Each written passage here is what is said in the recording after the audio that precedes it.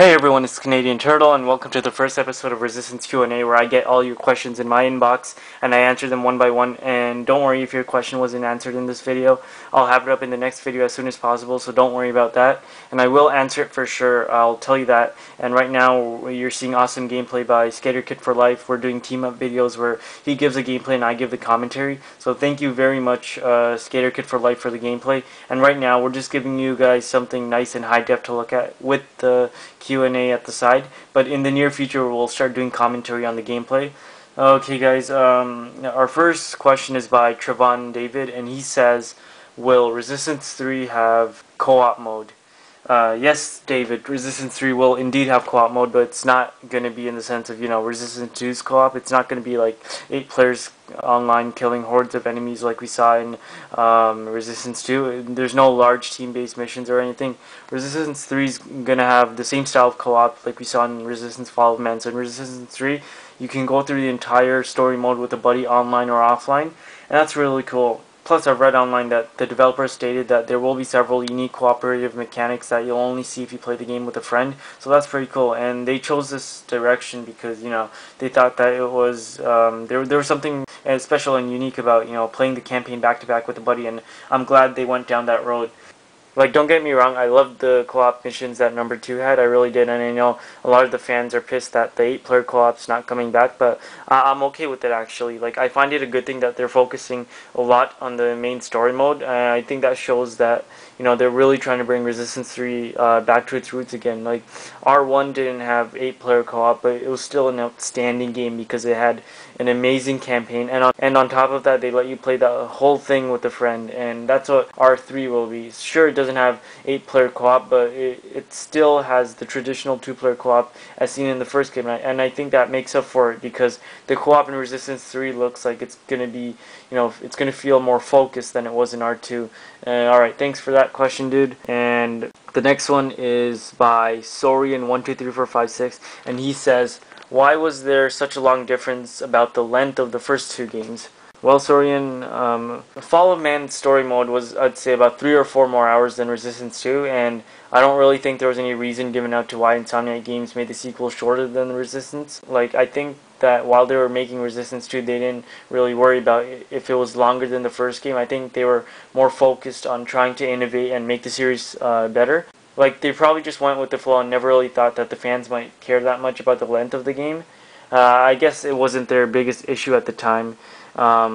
Like, Resistance 2's campaign was about 9 to 11 hours long, and I think they were happy with that. Plus, they were working on the 8-player co-op and the competitive multiplayer. I guess they didn't have the time to fully dedicate their talent and resources all onto the campaign. Like, they only had like 2 years of development for Resistance 2, especially with all that programming and work involved to make a game that runs 60 players online at once. You can imagine how stressful it was for them to get that running smoothly on a console. Another important thing is that Resistance 2 probably felt shorter because the enemies were much faster to kill. Like, the hybrids died in about 5 bullets, while in the first game it took like a full round of ammo just to kill a hybrid, and I mean, that's a big difference. Plus, in Resistance 1, like, it was a much harder game, so everyone was probably dying more times in the first game than they were in the second one, and that probably made the game feel longer for most people because they had to start over from the previous checkpoint, especially if you consider the fact that Resistance 1 was a game where checkpoints were far less frequent. So like, if you died, then you'd have to start all the way back from there. And so yeah, that's my opinion on that topic. Good question. Okay, the next question is by Avaldix321, and he says, could you explain the Resistance timeline? Alright, buddy, I'd love to, but I can't really explain the whole timeline because that would take forever, and I gotta leave room for more questions. Sorry, man, but what I'll do is that I'll state some of the most important events of Resistance timeline just for you. And okay, so the year is 1908. Okay, 1908, and that's when the Tunguska event happened. That's when a big meteor hit somewhere around Siberia, and that meteor is what is believed to be the origin of the Chimeran invasion, and organisms from that meteor traveled to towns and villages and all over the country of Russia and started infecting other living things, right, and killing them too. And around 1927, Dr.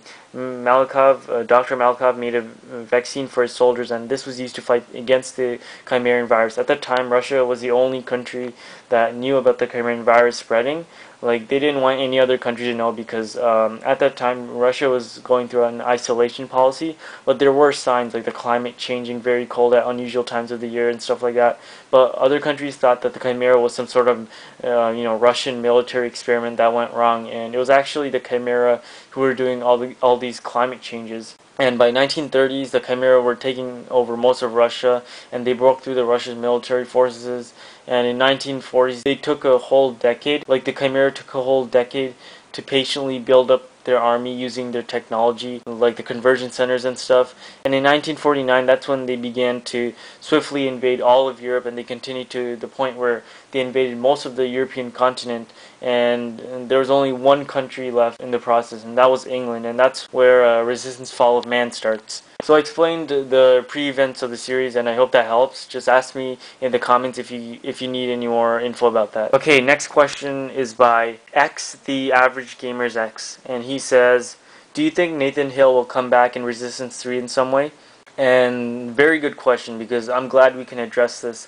Like, the developers officially confirmed that Nathan Hale is dead. For those who don't know, I'm just going to spoil it out anyways. In the end of Resistance 2, Nathan Hale was shot in the head by his fellow comrade Joseph Capelli, and if you look closely at the footage of him getting shot, you can see that he got the bullet right in the head, big time.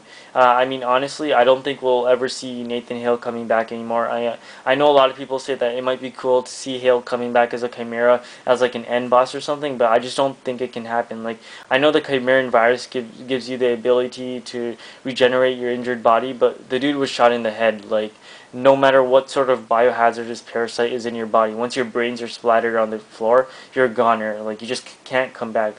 That's just how it works. And the most we'll ever see of Nathan Hale is probably some of his blood samples, because that's the story of Resistance 3.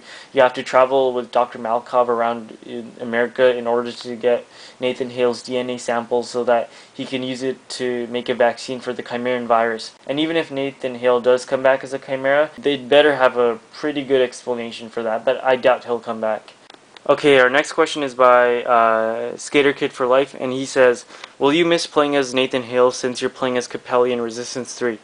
And that's a really good question. Yes, I will miss playing as Nathan Hale. You know, I've always thought that he was an awesome character. Like, when I played as him in the first 2 games, he had that hero-like vibe to him. Like, it felt like he was the only hope for humanity's survival. And even though he never really talked much, he was still a very likable character. He was brave and bold, and he felt like the strong and silent type, you know? Like, I really appreciated him. He was a true soldier. And like, when I see Nathan Hale, I think, yeah, this is the kind of guy who would fight for his country no matter what the odds are. So yeah, I'm definitely gonna miss the lone survivor. And I know that Resistance 3, the main character you play as is Capelli, and I'm fine with that because Capelli is very different in Resistance 3 from what he was like in Resistance 2. I think that all the Resistance players hated Capelli back in R2. Like, I did too. Like, I used to think Capelli was an asshole, and he really annoyed me, and like, he was a very unlikable character. And I remember when Insomniac Games announced that Capelli was going to be the main character for R3, everyone was like, no, this can't be, not that asshole jerk, I don't want to play as him. And like, all the fans overreacted, and like, but as time went by, you know, we saw more screenshots and footage of Resistance 3. We saw more of Capelli, and he seems like a different person in this game, and he also seems like more of a likable character, and he changed a lot in the 3rd game. Like, and I'm glad because we can appreciate him more. And he's not the guy you hated in Resistance 2 anymore. He's different now. The war changed him. He looks a lot different, you know, and he seems like a more respectable character. So I'm glad we can play as him in Resistance 2. Like, he looks so different in Resistance 3. Like, when I first saw him, I thought he was James Grayson from, like, Resistance Retribution. And that's how different he is. Like, okay, good question. Okay, that's all the time I have for this video. And the questions I didn't answer, I'll get them answered up soon, so don't worry. And thanks for watching, guys, and keep the questions coming.